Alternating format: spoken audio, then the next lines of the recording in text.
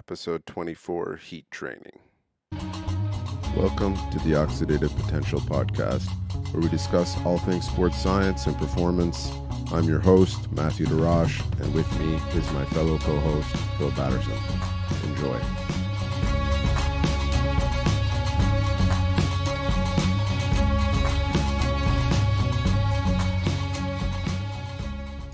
Good day, folks. On today's episode, Phil and I discuss all things heat training and heat acclimatization. We get into guidelines, protocols, best practices. We really touch on a ton of stuff in this episode. We get into even hydration status.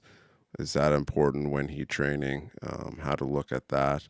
We also get into different modalities of heat training and the difference between, heat training and heat acclimatization. How it affects performance, the adaptations that are yielded from it, the changes thermophysiologically, all that type of stuff. So we had a great episode discussing this stuff back and forth. So I hope you guys enjoy it as well. If you want to get in touch with Phil or I, the best place to do that is, probably Instagram. We're fairly quick to reply on there. So Phil is at Critical02. I'm at Resilience HBC. So yeah, hope you guys enjoy this episode and we'll catch you later. All right. Welcome back, everybody. So Matt and I were just talking about kind of, application of the podcast information and all that sort of stuff, and a quick tidbit of information. So I've been coaching one of my really good friends in Ironman triathlons for a really long time. And he was asking me today about, tempo training and other things like that. And he sent me, one of his buddies, like tempo workouts that was posted on Strava.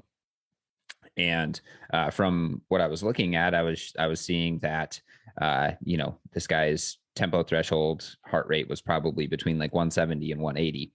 And my buddy was like, well, so does that mean my tempo heart rate is between 170 and 180? My max heart rate is 205.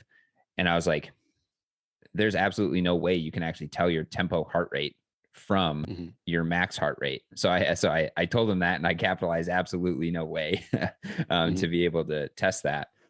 So the bottom line is that I hope with this podcast, and maybe we can move this clip to the end or something like that, but I'm hoping with this podcast that, we talk a lot about like research and, the statistics behind the research and all of that. But what I want everybody to take away is that every single athlete is individual. So their training response is going to be different. Their heart rate zones are going to be different. And a good coach or a good athlete is going to recognize that. And they're going to do their best to individualize the training to the best of their ability and to the best of their needs. Yeah, no, I totally agree. And, sometimes it's making sure you understand who you're dealing with.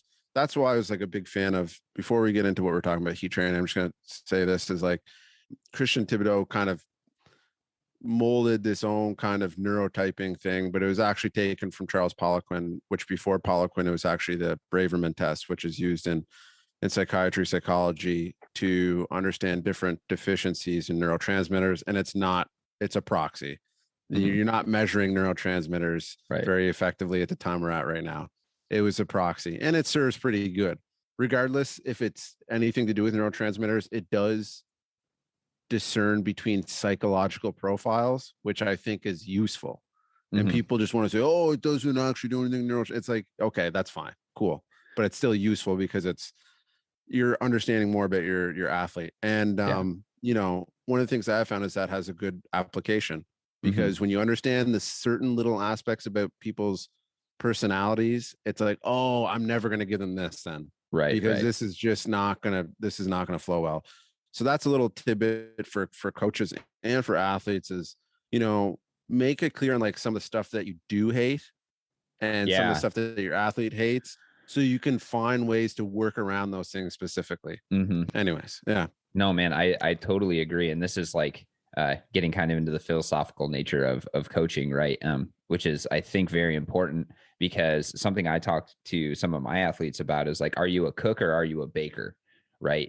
A baker needs a perfectly written out plan. I'm going to stick to this exactly. A Yeah. cook kind of like plays it by feel, they're like, ooh, I'm not feeling too good today. Or, like I just have like 30 minutes to get in some sort of workout. Maybe I could do this, or maybe I could do this. And they kind of, are a little bit more flexible. But there's definitely, like you were saying, the person who, come hell or high water, they're doing the baking, right? And they're following Yeah. that to the nth degree.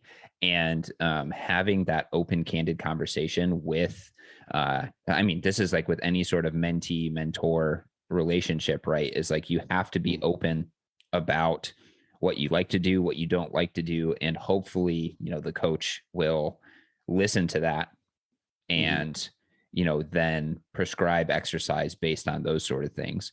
Um, Yeah. Yeah. another point to that, this is like kind of a rabbit hole, but another point to that is like, you know it like this is something my advisors and I talk about all the time, is like if somebody told you that, like, say we discovered that swimming was like the single best thing for endurance training, right? Mhm. You could make an entire program of swimming, but if somebody hates swimming, they're Yeah. not going to stick to it, right? Yeah. Like that was something for me when I was like practicing or training for triathlons, is like I absolutely hated swimming, staring at the bottom of a pool for hours on end, getting into a cold pool at 5 a.m., all that Mhm. sort of stuff. So I was much less likely to go and do my swim workouts than I was to go do my run workouts or my biking workouts. Mhm. So again, I think the takeaway is like, kind of figure out uh what your training personality is, or just what Yeah. you're, like, and have conversations with your coach about that. If you're a self-coached athlete, be real with yourself. Be like, okay, I'm Mhm. making this training program, and um like, how flexible do I want it to be? Do I need it to be Yeah. super flexible, not flexible, so on and so forth? So cool little tidbit of information. I hope you guys can take some value from that. um Yeah. but yeah, we can switch gears now if we want to get into the topic.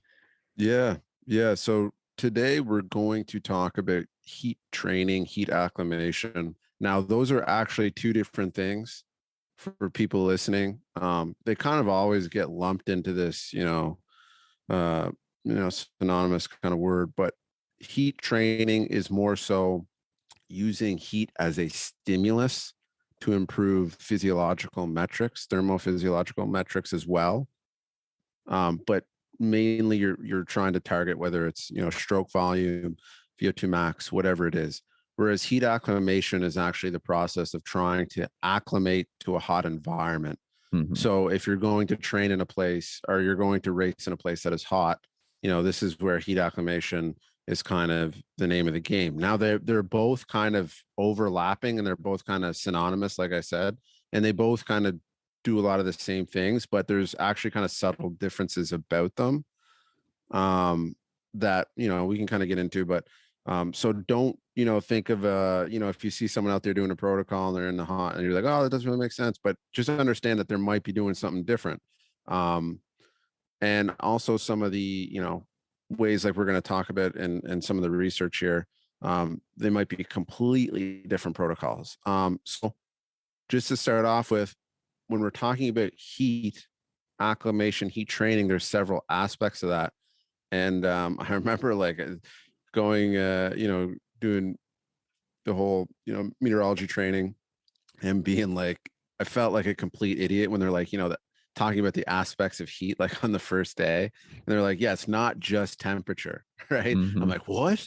And you know what I mean? I'm like, I already have a decent understanding of meteorology and these things. And, we're all in there because we want to learn more. And it's like, yeah, there's, humidity, radiation, temperature, these things. And I'm like, oh yeah, it makes sense. Like, it inherently, that those are all factors. Hmm. Um, but you don't take those into consideration. So for example, one of the things I noticed when training in Thailand for my first time is like, it felt like I was suffocating. You know what I mean? Hmm. It felt like I was drowning because I was breathing in so much humidity at what I would consider a normal or a light session. I was like, what is going on here?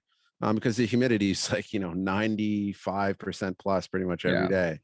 Whereas if you're out in Las Vegas or Arizona or in these places, you can be hammering down and it's a completely different stimulus that you're getting, Right. um, You might not because even be of sweat. sweating that much because it's just so dry. Exactly. And evaporating, right? So Yeah. quickly. Um, and to get into that, we'll talk a little bit about that first, because for someone to sweat, right, the evaporation is where the cooling process happens. Hmm. So if you're in a dry environment, because of the low relative humidity, there's more opportunity for that sweat to evaporate into the air around you, right?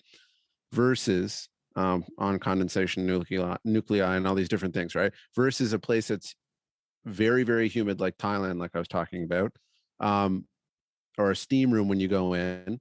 Now, because there's so much relative humidity, all the condensation nuclei has already been taken up by these water droplets in the air. There's no room left for that sweat that's coming off your body to evaporate as easily. Hmm. So this is where understanding, humidity is a big factor. So whenever you're looking at races, don't just look at the temperature of where you're racing. Also look at the humidity as being one of the biggest factors. Yeah. And that's something that I commonly see brushed over. Yeah. Yeah, I totally agree with that. I did my one and only Ironman triathlon in Louisville, Kentucky in the middle of August. And we knew it was going to be hot. It was like, 95 degrees the entire day. But something I didn't even think about looking at was like, what's the relative humidity going to be? And luckily for me, Michigan is pretty humid, especially in the Yeah. middle of the state where I live or lived. Um, so I was able to deal with that heat, for the most part. Um, but if you're one of those people who is going to be, like say you race in kind of like a temperate area, like I would even say, like the Pacific Northwest, like where I live now. If I Mm-hmm. was going to be racing in like Arizona in the middle of the summer, or, something, or Texas or something like that, I would make, uh, some concerted efforts to actually try to get my body prepared and ready, for exercising in hot environments. And we actually have some good studies and stuff like that to kind of support uh, this idea. So you wanna just start jumping in? Yeah. Yeah. So I'm going to start with kind of an unconventional process, which is something that I actually really like because it's something easy for the athlete to do. It doesn't really disrupt their training too much. It's not easy, for example, if you have like a family and wife and kids and stuff like that. But it it can be kind of incorporated, especially if you're doing your training in the evening, maybe when your kids are in bed, or early in the morning, super early in the morning. It's not the most applicable, but it can be very, very useful. And the reason why is because a lot of people actually don't have hot environments to train in all the time. So, for example, up here in Canada, right? Perfect example of that. So, this one is actually a preprint, but I've read several studies on this and I've read several of the references on here. And I just thought it was a good little synopsis of this, which is post-exercise hot water immersion promotes heat acclimation responses in endurance athletes and recreational athletes. Mm-hmm. A systematic review and meta-analyses. So this is a preprint.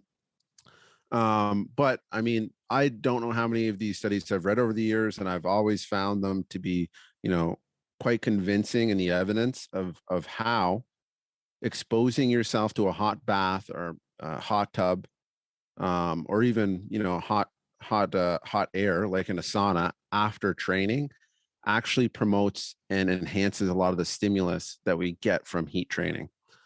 Um, so basically, what they found in this one was they really focused on this 5K kilometer time trial. One of them, they got some substantial effects, and now they started with like I want to say 345 total studies, and they whittle it down to 6, right? So quite a bit that they went through. But essentially, what they found was, you know, doing this post training, um, hot water acclimation, essentially getting in the tub after training, showed huge benefits even after 6 days. So that's something where when we're talking about heat training, there's several different lengths of protocols out there. But one thing is pretty common that I see in the research is it doesn't actually take a long time to start getting benefits from this. Mm-hmm. It's not like normal training where it's like if you're trying to train your VO2 max, 6 training sessions, you're going to see anything versus something like this, you're actually going to see things pretty quickly. But what was cool in this systematic review is they actually have a chart here which shows like essentially the adaptations throughout the days. So that goes up to 14 days and it shows like the beginning Mm. and it shows all these different metrics like plasma volume, heart rate, core temperature, skin temperature, sweat rate, thermal comfort, exercise capacity. And it shows how they all actually differ in response to the heat. And some of them take longer to show up and some of them start quite early in the training, but they plateau a little bit earlier. Mm-hmm. So, for example, like heart rate, you see right off the bat, the heart rate is responding extremely quickly and lowering to that response of the heat, but then it plateaus after about 6 days. And 6 days to 14 days, there's no real change. You know what I mean? Versus, something like plasma volume, you're seeing a slight increase, not as dramatic as the heart rate, but then after about, 6 days, it starts to decline. So you get this kind of super compensation effect where kind of, you get this dramatic kind of increase, but then it's like, oh, we kind of over responded and we're going to get back to, rheostasis, homeostasis, allostasis, and try and regulate a little bit better through um, decreasing that a little bit slightly. Mm-hmm. And the same for skin temperature, all these other things, they all have slightly different responses. So if you're interested, sorry, go ahead. I was going to say, so I wonder, so the plasma volume, peaks at about 6 days and then Mhm. starts, kind of going down, but that's as sweat rate is going up. So maybe there's a shift, right? You have more Yeah, sweat, so you have a lower plasma volume. yeah, It doesn't seem to affect the lowering of heart rate because increased plasma volume is going to allow the heart to fill more and have a yeah, larger stroke volume.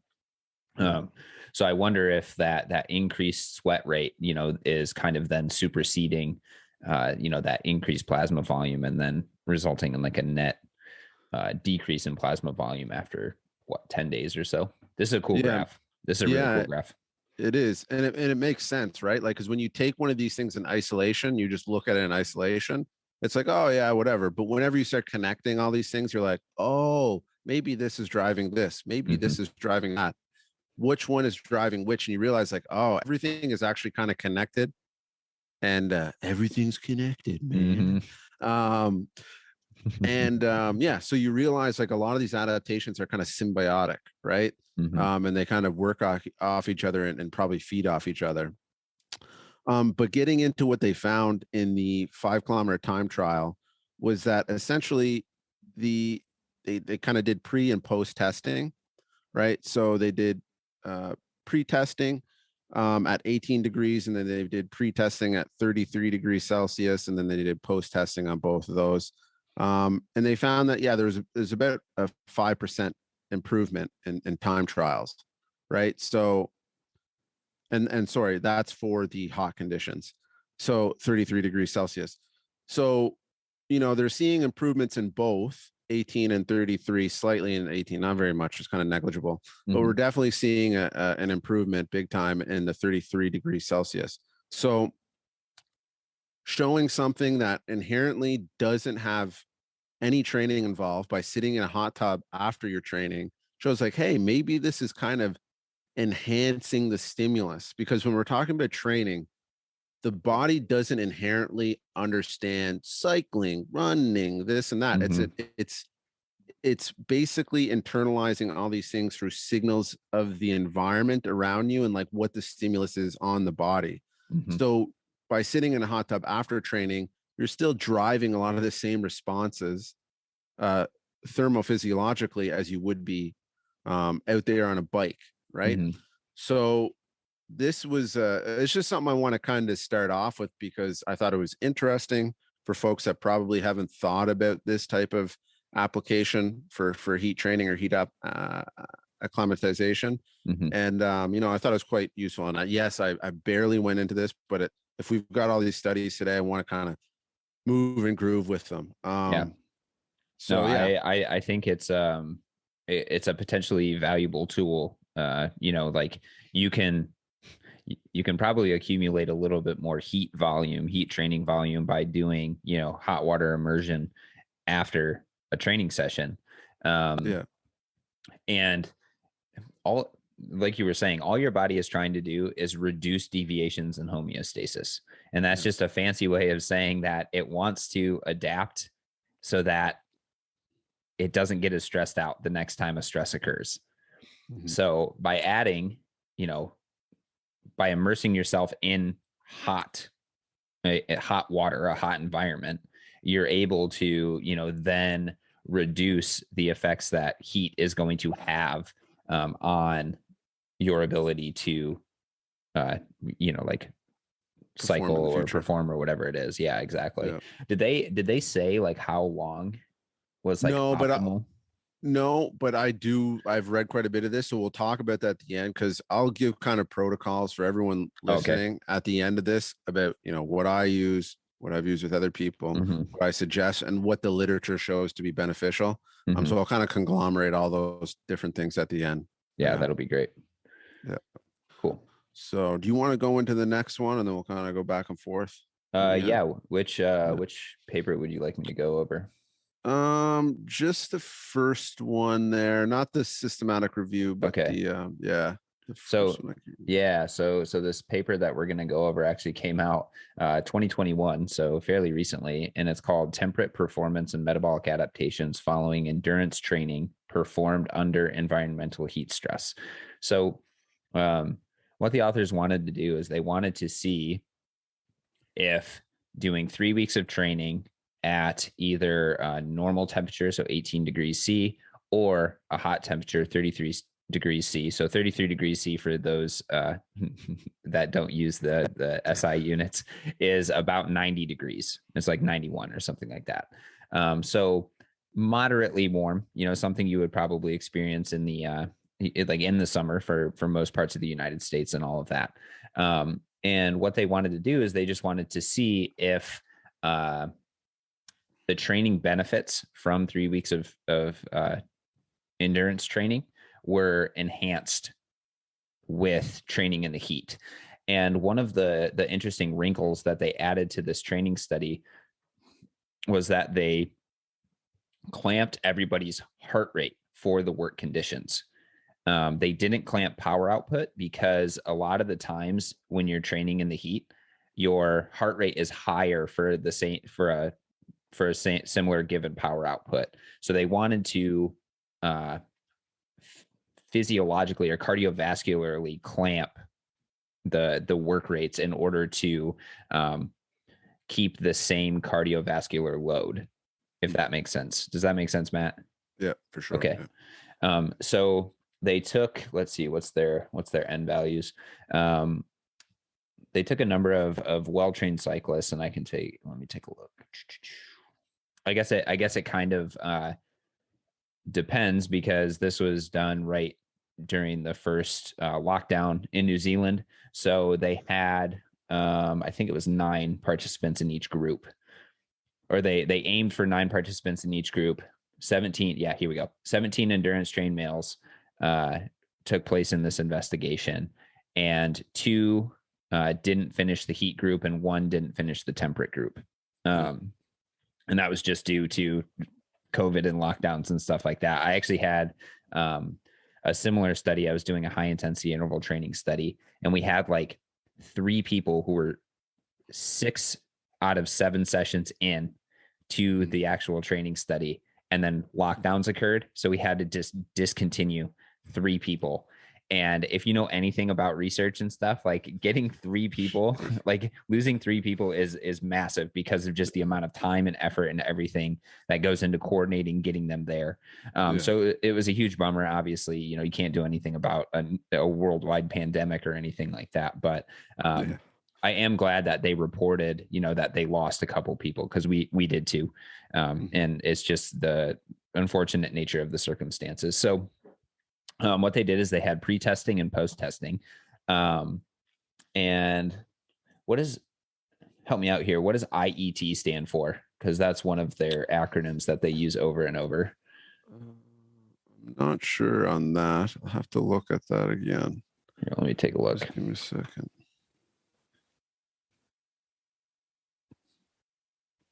Yeah. So, anyways, so while Matt's looking that up, I'll kind of give an idea of what's going on. So they did both their pre-testing and post-testing at 18 degrees Celsius, 60% relative humidity. They started day one with a I think it's a lactate test because they took. So they started with IET, which is intermittent endurance test, maybe. Incremental exercise test. Incremental exercise test is close. Yeah. So basically they were doing, like a stepwise incremental exercise test and taking blood lactate. Then they did, or they also had indirect calorimetry going on. And then 2 days afterwards, they took a resting muscle biopsy because they did a few micro or biochemistry markers because they wanted to see how things like mitochondrial function was changing. And then they did a 2-hour constant load test plus a 30-minute time trial. So they did a 2-hour constant load test. And while they were doing this, they were giving participants radio labeled carbon. So they were ingesting like a sugary drink with radio labeled carbon. And then they transitioned them into a 30-minute time trial. And the reason, the cool thing about this radio labeled carbon is when you breathe it out, you can actually measure if carbon is from that ingested source, so like that Gatorade or whatever it is, or from your muscle, and you can differentiate between the two. So it's just a really cool way of being able to say, oh, they are able to, potentially oxidize more endogenous or exogenous carbohydrates. So then they took them through 3 weeks of 5 sessions a week of training, either in normal temperature, 18 degrees C, or in a hot environment, 33 degrees C. And what they did is they had 5 training sessions, starting with like a heavy to severe workout, which is like I think it was like at VT2. So a pretty challenging workout. Actually, let's go down to here we go. So 4 by 8 minutes at heart rate at VT2 with 2 minutes recovery. So a tempo workout. Then they followed that up with 90 minutes of just under VT1. So that was kind of their zone 2 training. Then they followed that up with a heavy exercise training. So like a little bit more kind of like tempo threshold workout, but 3 by 25 minutes at the midpoint between heart rate, or the midpoint of heart rate at VT1 and VT2. So kind of in the middle, like zone 3 training, if we're talking about a 5-zone model. Then they did another recovery ride, and then they did a challenging severe effort, which was 6 to 10 by 3 minutes at best session effort. So this is your VO2 max training in a sense. It was just meant to be really hard because they got 2 minutes rest. So pretty solid stimulus. And then they gave them a weekend off. So definitely expecting to see some improvements in just time trial performance, VO2 max, VTs, other things like that, because it is pretty severe. They also measured recovery, recovery score, but using HRV, and then a 5-point Likert scale. I haven't used this before, but I've used other questionnaires in the past, for subjective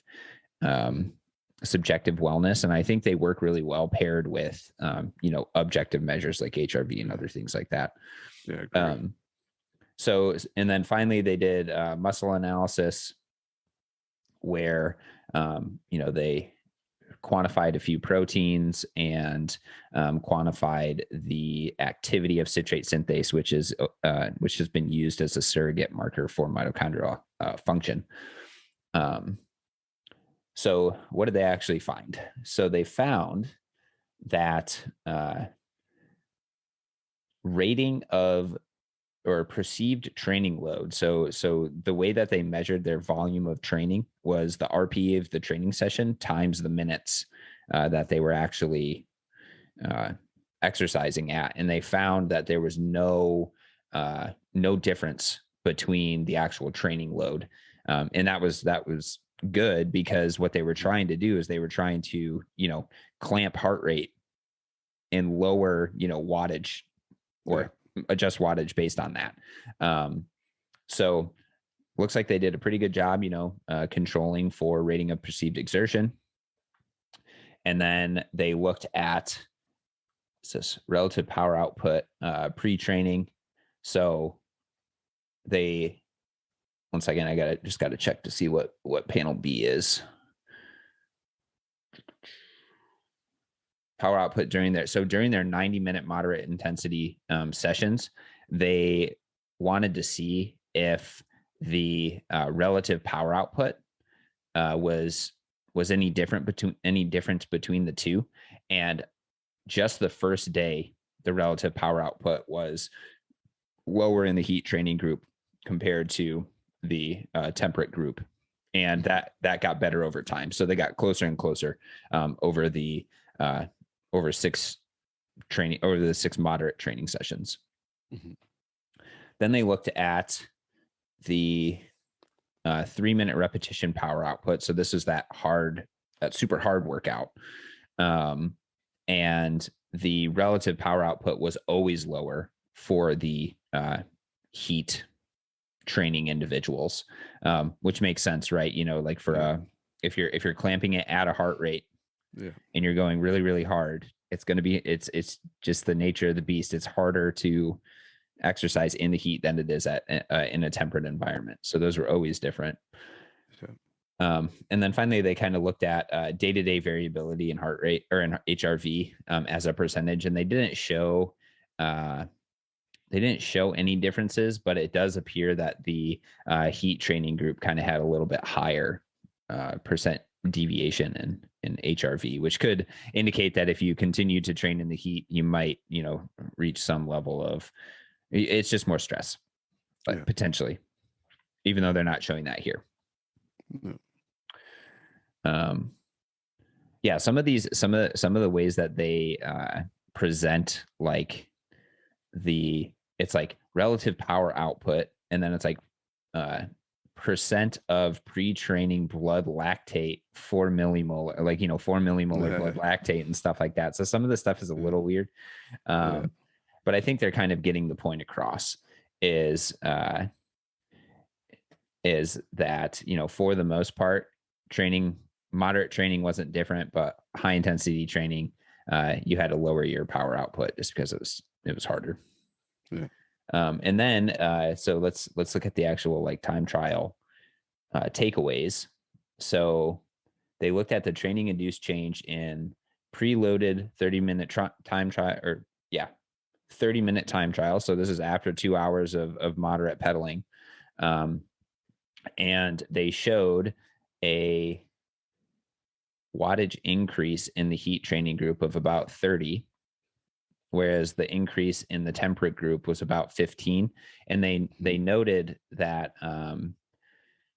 somebody sandbagged their first, somebody in the temperate group essentially sandbagged their first time trial. And they actually say, like in the paper, that this person said that they didn't go all out for the first 30-minute time trial, and they were like 2 standard deviations above everything. So we decided to exclude that data for the actual analysis. I'm totally okay with that. Like I know it's like it's I wonder if it was Dan Blues. He's on this paper, and maybe he was in the study. I mean, I would not be surprised if like some of the authors on here, like I was part of a heat training study where we looked at heat tolerance and different exercise training regimens and stuff while wearing like a heat suit and like other stuff like that. And going into it, it's going to be bad.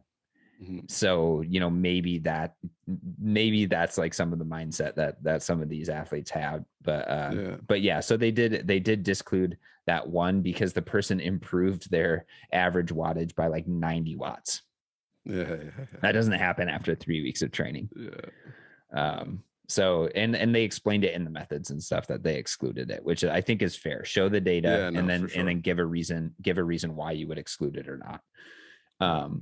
So yeah, so they showed improvements in time trial performance, and then they tried to see if that was explained by any changes in, like, different threshold values or anything like that. So I got to rotate my PDF to look at these tables, but basically what they were showing is that pre to post you had improvements in 30-minute time trial, 2 millimolar blood lactate, 4 millimolar blood lactate. No change in VT1 in the temperate group, but there was an increase in VT1 for the heat training group, and then VT2 increased in both groups, and VO2 max did not change because these were, generally well-trained cyclists, so they're probably already maxing out their VO2. Yeah.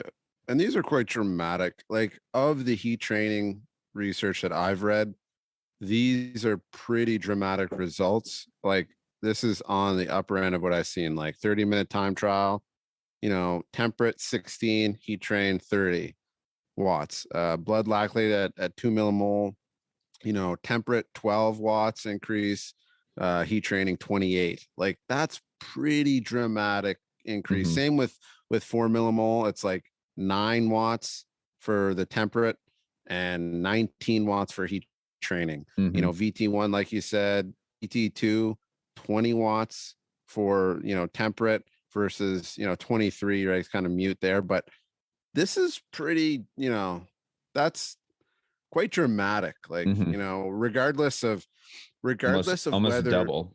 yeah, and because there's, over the years, like altitude training, there's been a lot of mixed results Mm-hmm. on, some research studies, and a lot of that just has to do sometimes to the protocol. And Mm-hmm. this is what I say, and sometimes what they're researching specifically, the length of the protocol, all these things.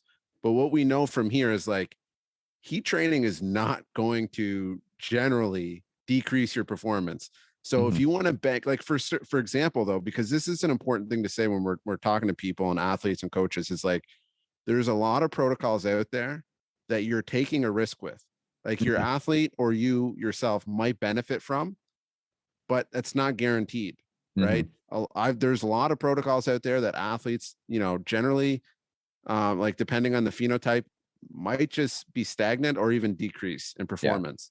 So there's always that risk. And especially when we're talking about, you know, not having all the data that we want to, monitor athletes and see how they're progressing and stuff like that. And all you have is, a watch and, a logbook kind of thing. It's like, this is a pretty safe bet.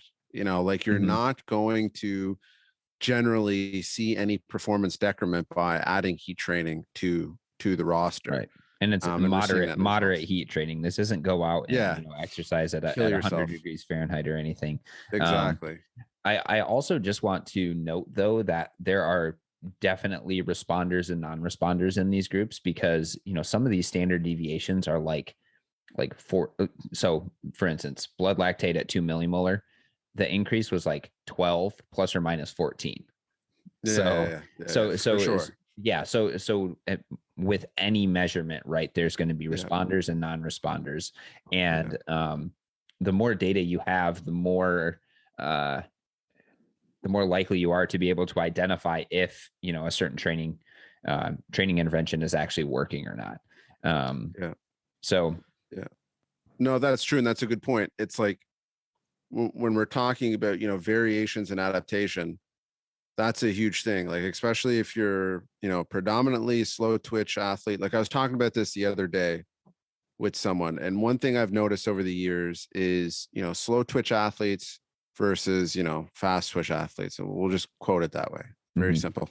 But for example, if we're using auto regulation, right?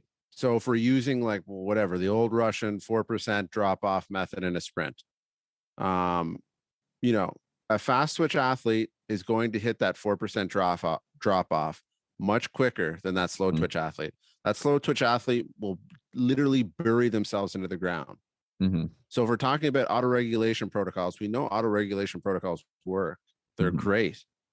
But who do they work for? And if you're training an 800-meter track team and you got that guy, those guys on the same protocol for 4% drop off, you're literally going to cook those athletes and you will see a Mm-hmm. performance decrease. Yeah. And that's just knowing your athlete. Heat is very general. It's a general stimulus, and it's enhancing your body's ability to regulate these homeostatic regulators. So the allostatic load is generally lower for the athlete.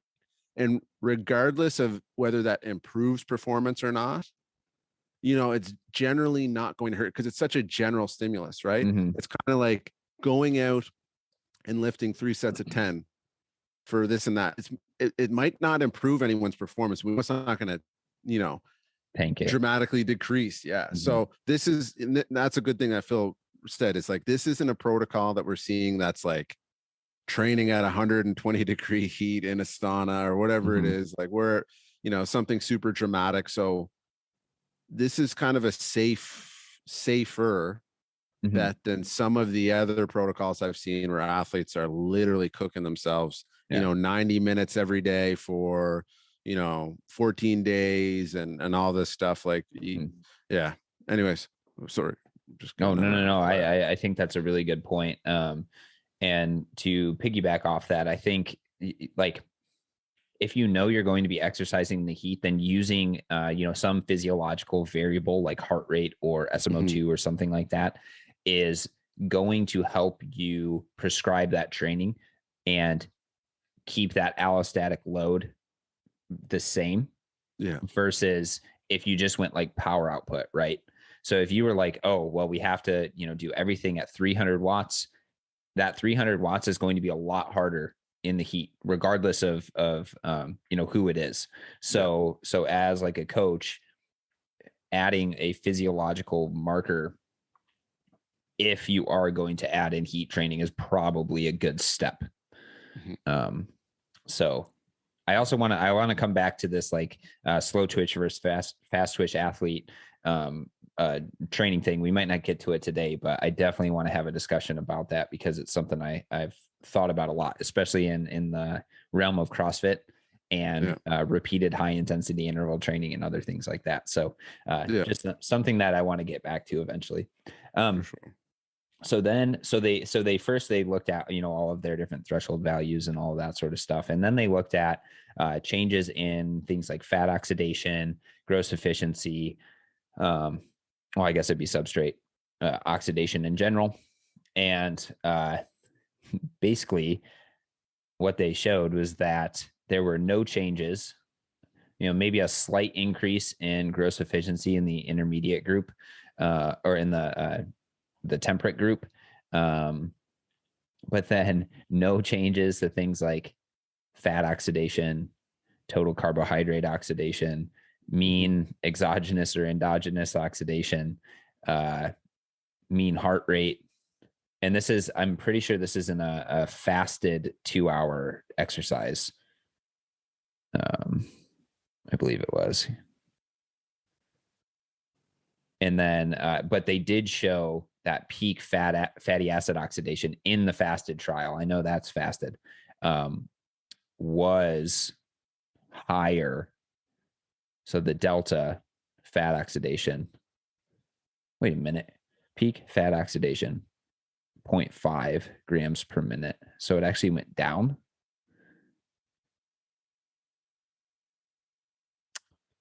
Sorry, I might have been misinterpreting. Fat oxidation. Where are we at here? You're in the metabolic data with statistical comparisons, table 3. Yeah. Okay. Fat oxidation, temperate. So the peak fat oxidation, the last line down there. Okay, sorry. Oh yeah. So 0.5. So it went up in the temperate group. Yeah. And in the so it went down in the heat training group. Yeah. Which is interesting.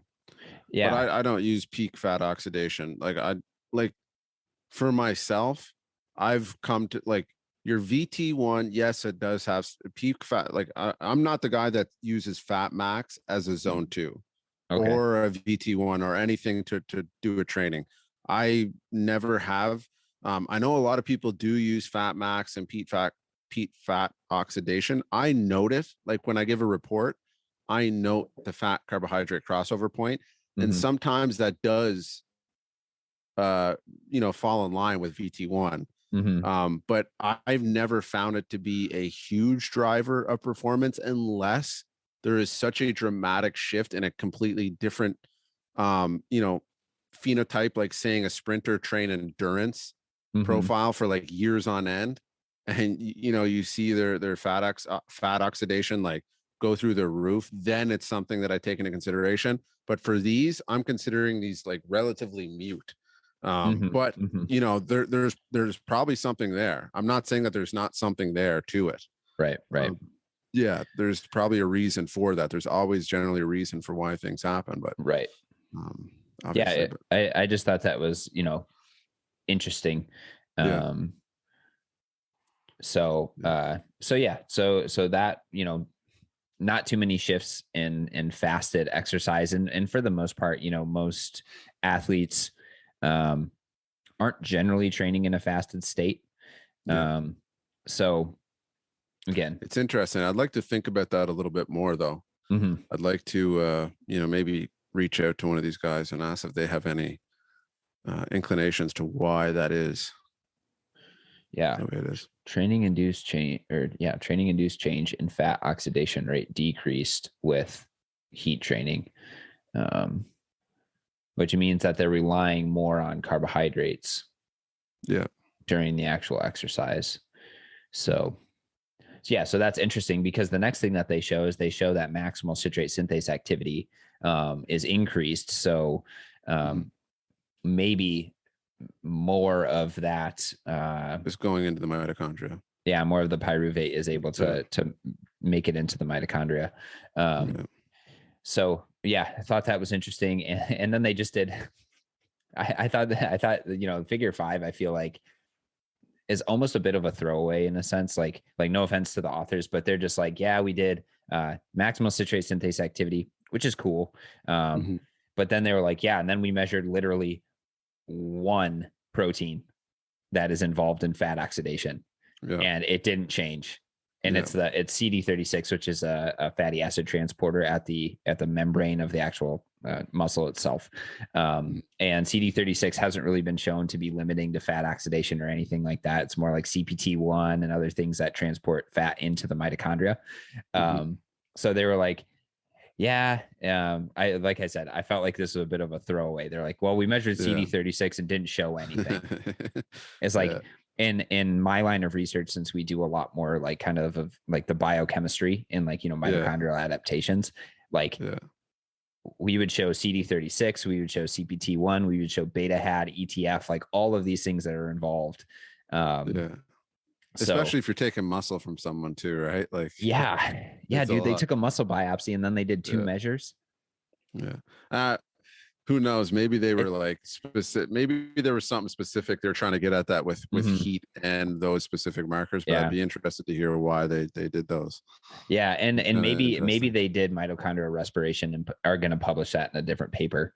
Yeah. Because Yeah. let's see what the group is. I'm not familiar with many of these researchers in terms of mitochondrial respiration, but it would not surprise me that if they took, like a muscle biopsy, that they, didn't do something like mitochondrial respiration or something along those lines. So, Yeah. um, but interestingly enough, heat did increase citrate synthase activity, which is definitely a valid marker of mitochondrial respiration. So even though your substrate oxidation and those sort of things weren't really changing, Mhm. mitochondria or mitochondrial activity or mitochondrial biogenesis was occurring after 3 weeks of training.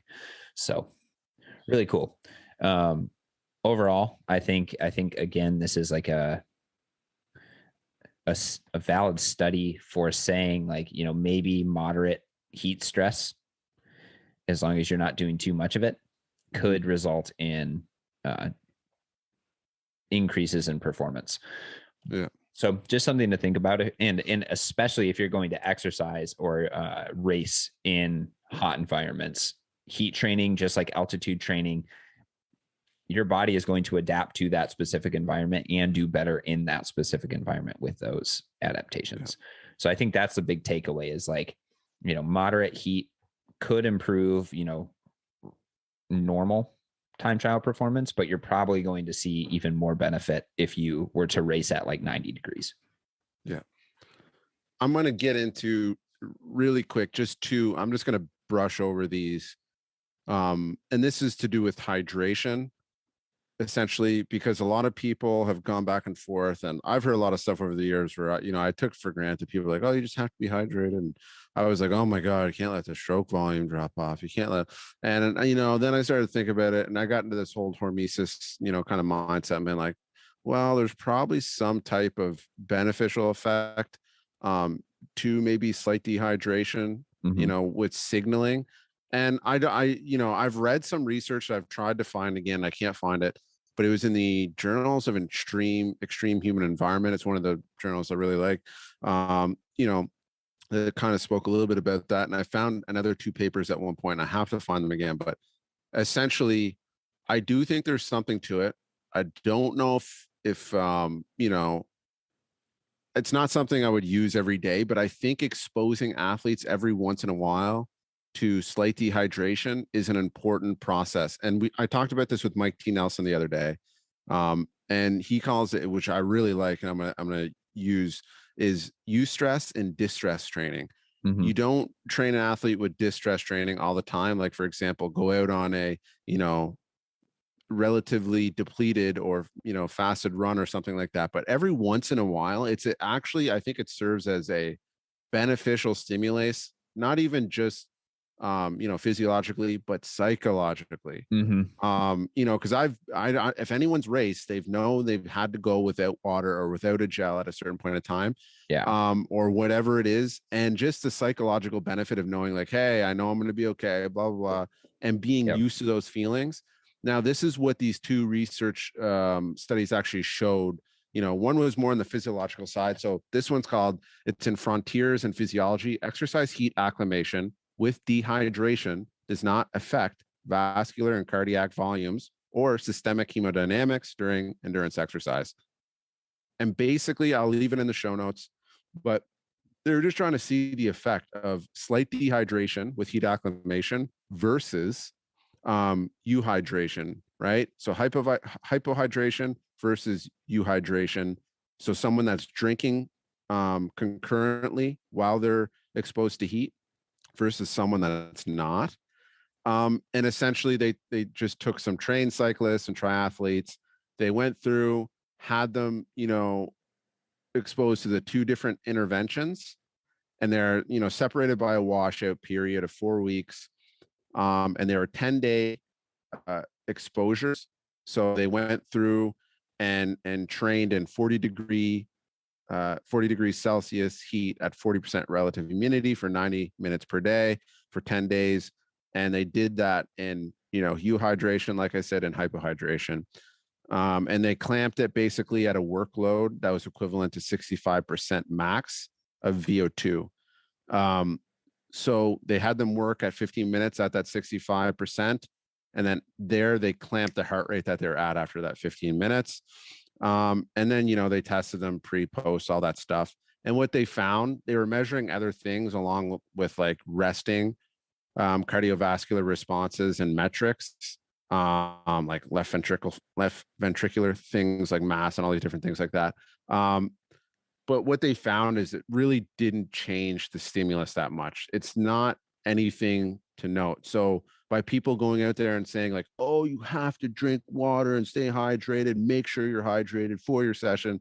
These people were doing it at 40-degree heat for 90 minutes. They're Mm-hmm. losing significant body mass and it didn't show any change. So all those people out there saying that, it's like, oh, yes, we know that, 2% plus, of decrease in body mass does decrease performance dramatically. but I don't think that people have to like worry about like constantly being on this hydration. Like, I think it's good every once in a while to maybe expose someone to a little bit of dehydration. Hmm. I'm not saying they're going to become champion because of it. But I just think, there's some psychological benefits to that. Oh And yeah. call me crazy. That's fine. Not at all. No, And so I go ahead. totally agree. I'm just gonna, jump in here. I think that like if you're always training in an environment that is ideal, as Mhm. soon as you get to an environment that is not ideal, everything starts to unravel. Yeah. For example, I've made this mistake multiple times where I uh, have like been racing like Spartan races or trail races or like other things like that, and I get like I go and camp, for like the 2-3 days leading up to it. I don't get good sleep. I don't do anything like that. While all of my other training sessions, like perfect sleep, I'm super relaxed. Like, I got Yeah. my bed that's dark and my room that's dark and cold and all that sort of stuff. And I like get good sleep. And then I go and I do these like trail races and, like I'm crushing it for the first like 10 miles. And then I like cramp up and Yeah. I never have to deal with that during training. So it's like, Mhm. kind of a panic mode. Yeah. And as opposed to, maybe it would have been better if I would have just like camped at a trailhead Yeah. and, done some of my hard training runs, just with crappy sleep, just to see if, that would change how I actually performed. Performed. Yeah. Yeah. So it's there's definitely something to say that making yourself uncomfortable. Obviously, like, don't like super Sleep deprive dehydrate yourself. yourself or Yeah. sleep Yeah. deprive yourself on a regular basis and other things Yeah. like Yeah. that. Yeah. But to some Yeah. extent, like you were saying, there is some level of hormesis and like the psychological aspect of endurance training. I think It's huge. is huge and it's like pretty overlooked for the Yes. most part. Um, so just Yeah. something to think about.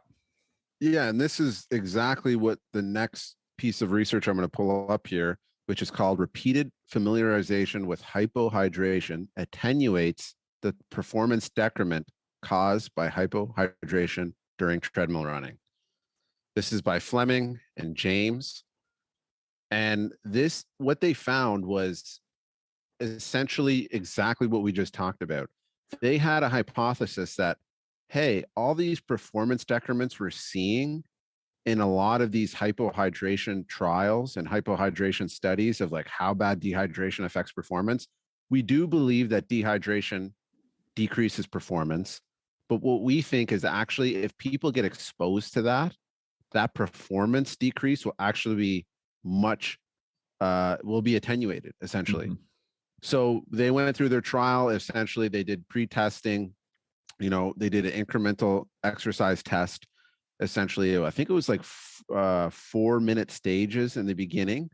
Yeah, it was 4-minute submaximal stages, and then they did an incremental exercise test to, essentially like a VO2 max test, which they increased the incline instead of the speed. But anyways, and then they did some other testing where they, ran at a steady state, and then they did a 5 kilometer time trial. So what we seen in the results of that was, yes, in the preliminary test, of course, dehydration is going to affect performance 100%, 110%, and it did. But when they went through the trials, of the exposures, the intermittent exposures of this, so they went through and ran, for 60 minutes in a dehydrated state, which they had them, essentially control their dietary intake of water and stuff and all this other stuff and foods that had a high moisture content. What they found was when they did, I think it was just 5 of these sessions. I'm pretty sure, just going off memory here, when they did 5 of these sessions, the performance decrease actually got completely washed out almost. Mm-hmm. It was almost like a 1%. It went down to like a 1% decrease, which is, this is the kind of stuff that I've been harping on for years.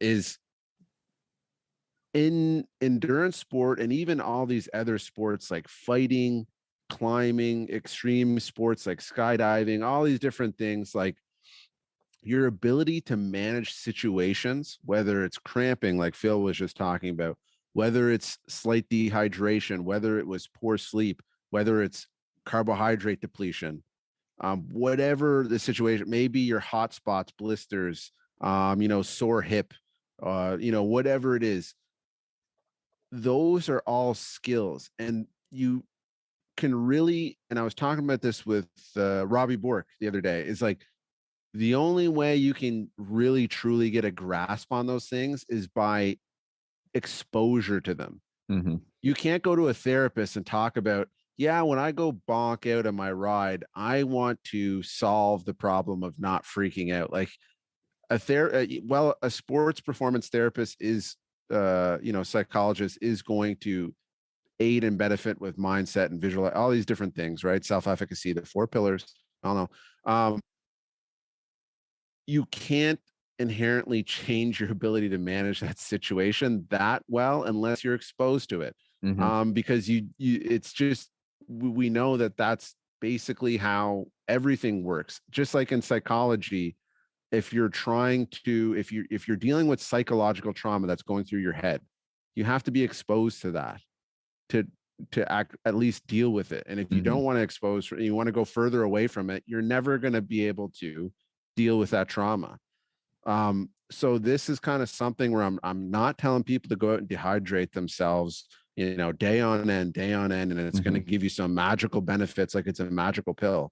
But every once in a while, going out there and exposing yourself to, you know, any type of distress, as T. Nelson was talking about, I think is good. Yeah. Like And every once in a while, wake up and just go for a run. yeah, Right. And yeah, listen to your body's signals. This is something we talk about all the time, right? Is like, I think, so many people are so disconnected from their body signals because everything is based on power or speed or whatever it is that, yeah, um, they're not monitoring their own internal environment yeah, anymore. It's always like, oh, well, what's my watch saying? Oh, I have to go faster yeah, because I'm going slow today and this is prescribed, even though I feel like crap or like other things like that.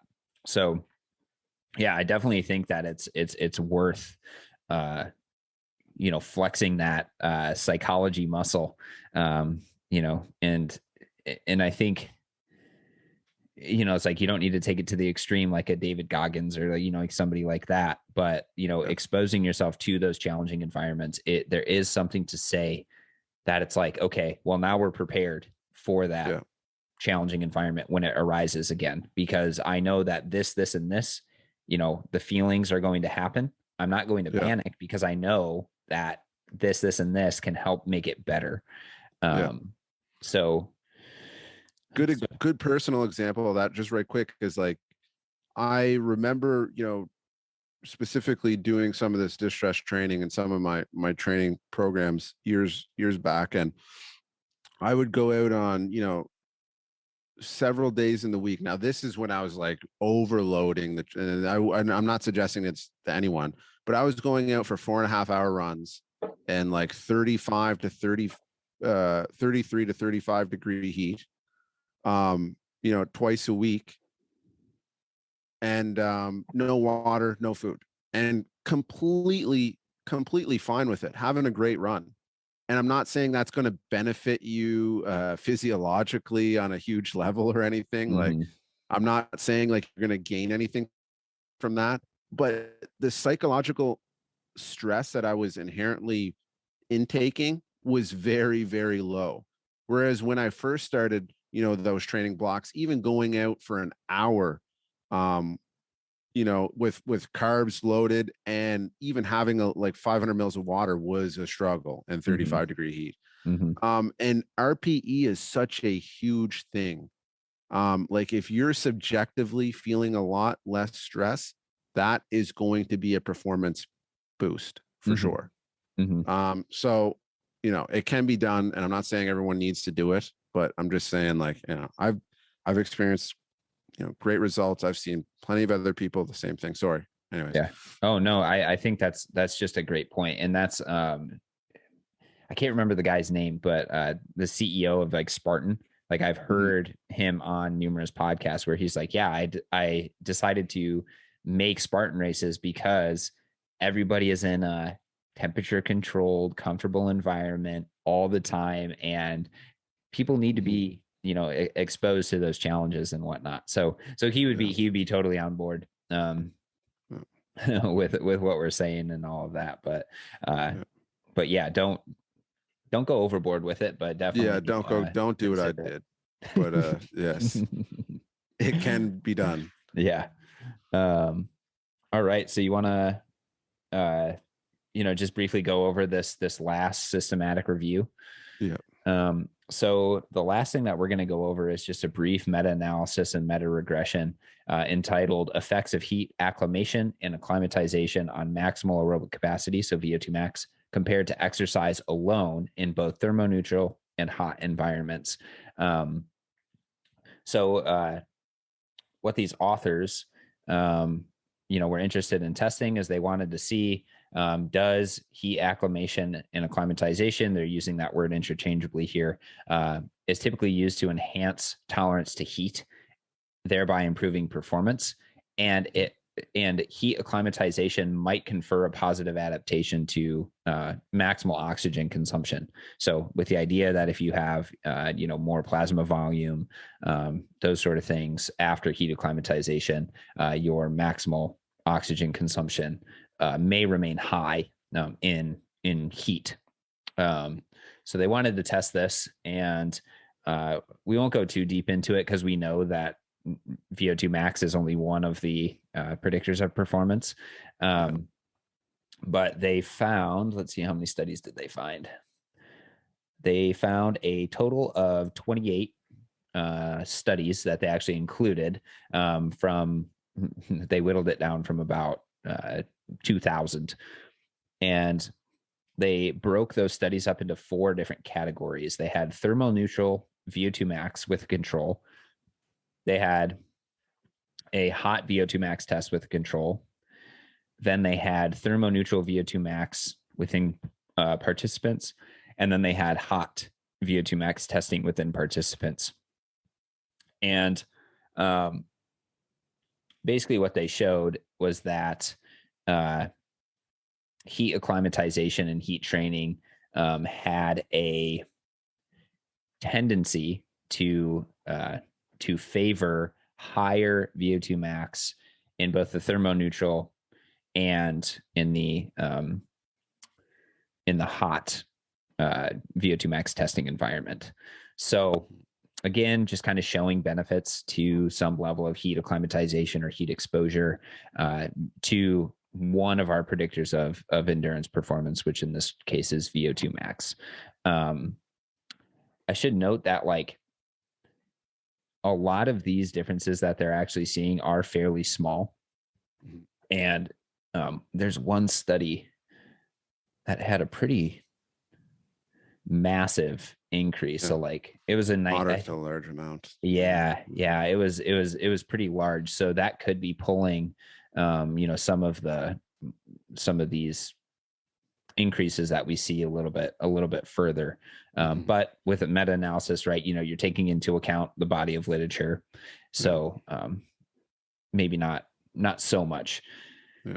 Um, but yeah, I mean, that's pretty much the summary of it, is that, exposing yourself to, heat acclimation and acclimatization is going to be slightly beneficial for a thermoneutral VO2 max test environment. This isn't time Mhm. trials or anything like that.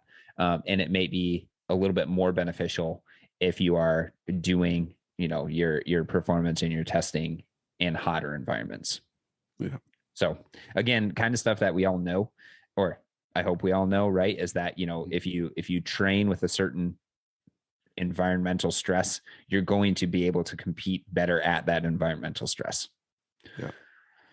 Yeah. And you definitely, your sweat rate. So let's talk about, what are the things that happen. So you actually, whenever you're getting exposed to heat, one of the things that you do is your body temperature ends up being lower mid exercise, post exercise. That's one Mhm. thing, right? Another thing is you increase your sweat rate. So you're sweating more. Well, people are like, oh, that doesn't, no, sweating is a good thing because it's cooling you down, right? Mhm. So the more you sweat, the better it is, for your heat acclimatization.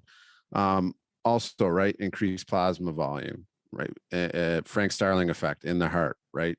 Larger diastolic volume, you're pumping out to, the rest of your body. Mhm. So increasing your stroke volume. Um, yeah, and I mean, obviously, lower heart rate, that is kind of inferred from that.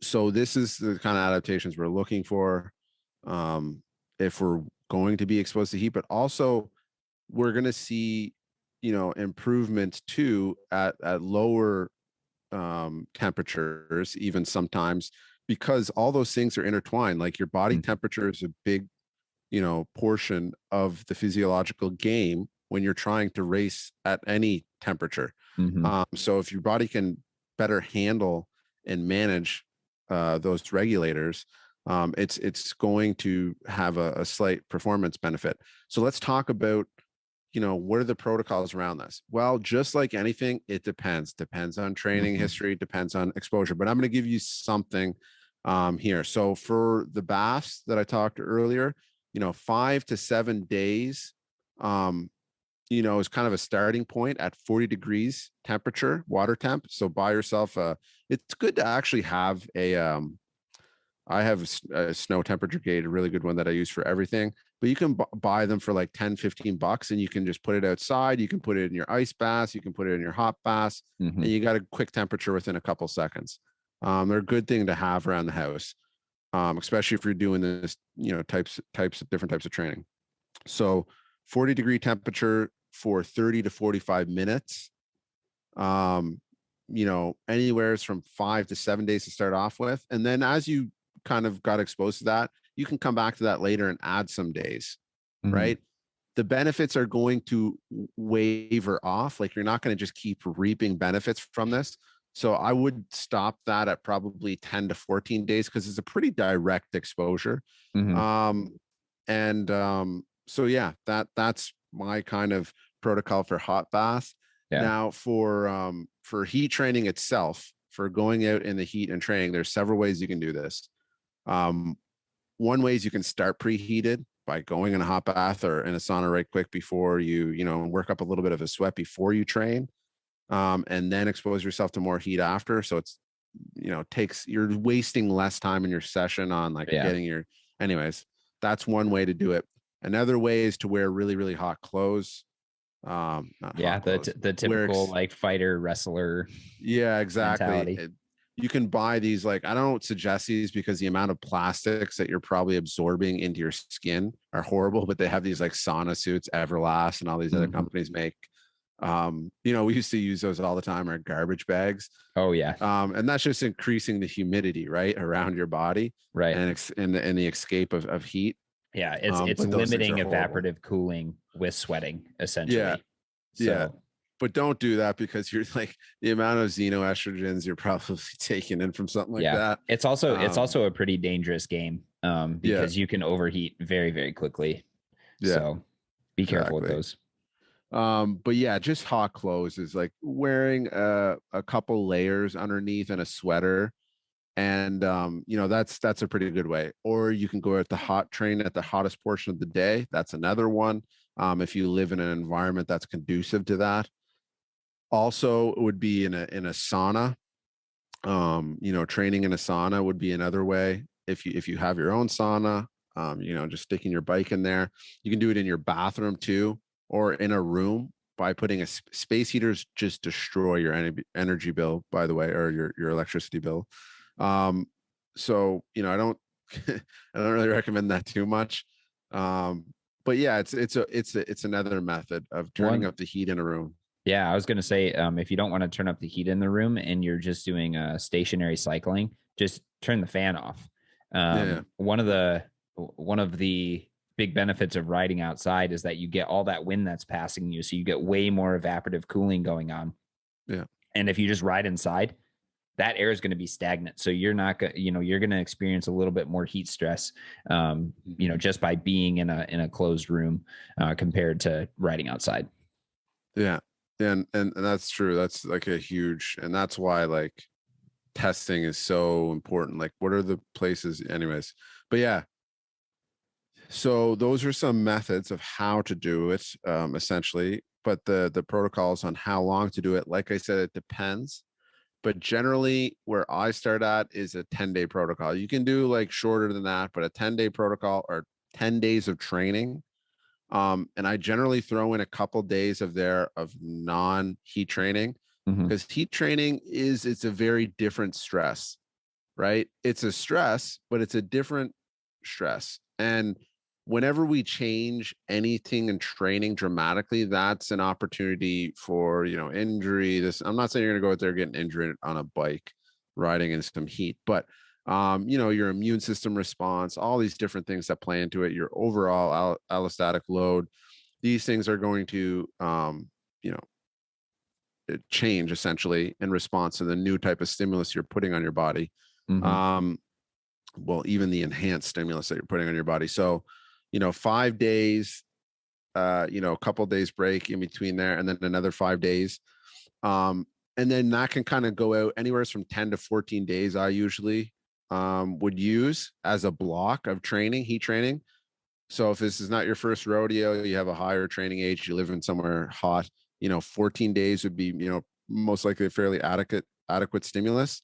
And then if you want to maintain that, there is research on maintaining it, but just by doing 2 sessions a week of heat training can carry those adaptations out a lot longer than just essentially dropping off and never doing heat training again. Mm-hmm. Now, if you're racing, make sure you have at least, 3 or 4 days of non-heat training before you race, because applying that stress right up into a race is quite a high load, I would say. Mm-hmm. So just like anything, you're not going to do like intervals 3 or 4 days out from a race. So I wouldn't do heat training 3 or 4 days out from a race. So yeah. So session length anywhere from 60 to 90 minutes. You can go longer, you can go shorter. But Mm-hmm. those are what I use if we're talking 10 to 14 days. And yeah, 60 to 90 minutes, and temperature anywhere from 30 degrees to 40 degrees. Really, what matters is actually your internal temperature, and you want to get that above 38 degrees, right? Some people are getting into the mid 39 degrees, is super super high, Mm-hmm. which is crazy. But I mean, unless there's rectal thermometers, which are usually used, right? They're going up 15 centimeters in the old canal. Mm-hmm. And And so if you're and they're great because you can just put them right through the hole in your bike seat. So yeah, here. yeah, some extra enjoyment while you're getting down on your your heat training. Anyways, not to be so foolish here, but if you don't have a rectal thermometer lying around the house, you can buy something called a core temp sensor, which is a thermal energy transfer sensor. And they're fairly cheap now, and they've been kind of, if you look at the research out there, they seem to be fairly well validated in terms of the efficacy of them. Mm-hmm. And they just attach onto your heart rate strap, which you should be using probably if you're training in the heat. Yeah, so that's a really good way to monitor your temperature and make sure you're not cooking yourself, but also you can track how your internal temperature is responding to your heat training. And you're getting a really good data point saying, hey, it looks like these last 5 or 6 days here, I didn't make any progress in my temperature regulation. Maybe that's where I should cut it, maybe not. I'm not saying use that, but it's just another metric to take into consideration, and it's actually quite effective at being able to understand how much you're overcooking yourself, undercooking yourself. Mm-hmm. And yeah, so that's what you're aiming for, is those temperature ranges, mid 38 to mid, I'm not going to say go and raise your temperature to 39. I'm not a doctor, I'm not a not a Right. psychologist, I'm not a therapist, I'm not a um any fist. But Yeah, so that's what you're looking for. And what was I going to say? Yeah, drink ad libitum or don't drink at all. You're generally going to be fine as long as you're modulating and not overcooking yourself. Like if you're dehydrating, make sure you're, paying attention. And like we talked about, clamping your heart rate. Don't train to power because you're going to get this drift, cardiovascular drift effect. And you don't want to be ending your session at like 180 beats per minute and being like, Mhm. oh, I was, just train to power. So generally, I always conclude for people to train to heart rate, and training at a low intensity range, or moderate intensity if we're talking 3 zone model. Yeah, so like VT1, LT1 kind of area, Mhm. heart rate. Anyways, so that's that's kind of the gist on heat training. Mhm. Yeah. Yeah. So yeah, Go if ahead. you guys have any questions about heat training, if you guys want to talk about any research that you've found that's contraindicated to anything I've said, anything that we've said, Yeah. or new research that's out there that we're not aware of on different protocols being more effective, less effective, anything, just hit us up, and we'd be interested to see it. I always want to learn. Mhm. um, and like we said, this is a tool. It's not the end all be all. It's not everyone has to do it this way. It's just a tool. Modify it to your own training, Mhm. if you want to use it. Yeah. Yeah, and kind of to add to that too, like we use the research and we use our experience, to come to conclusions about things. So if there's Mhm. research that is like totally different than what we're talking about, send it to us. We'll take a look at it. And we're not tied to any of this sort of stuff. Like Yeah. we're always changing, like I think as a good like coach, scientist, researcher, if new evidence presents itself, you're allowed to change your mind, and we're Yeah. not putting flags in the sand or anything like that. um you know it would really hurt me to see if somebody came out and said mitochondria don't matter for performance, and it was a really compelling study. I would be sad Mhm. because I think they are really important. But if the study was compelling enough and there was enough evidence to say that they didn't matter, then I would change my mind on it. Mhm. So all that to say, if you have any topics, anything like that, any cool papers you want us to go over, please send them to us. A lot of these papers that we find are open access, which is really awesome because you can go ahead and read them yourselves and make your own interpretations. They're always in the show notes. Well, at least I think Matt puts all of them in the show notes. Yeah. No, they're Um, they're always in there.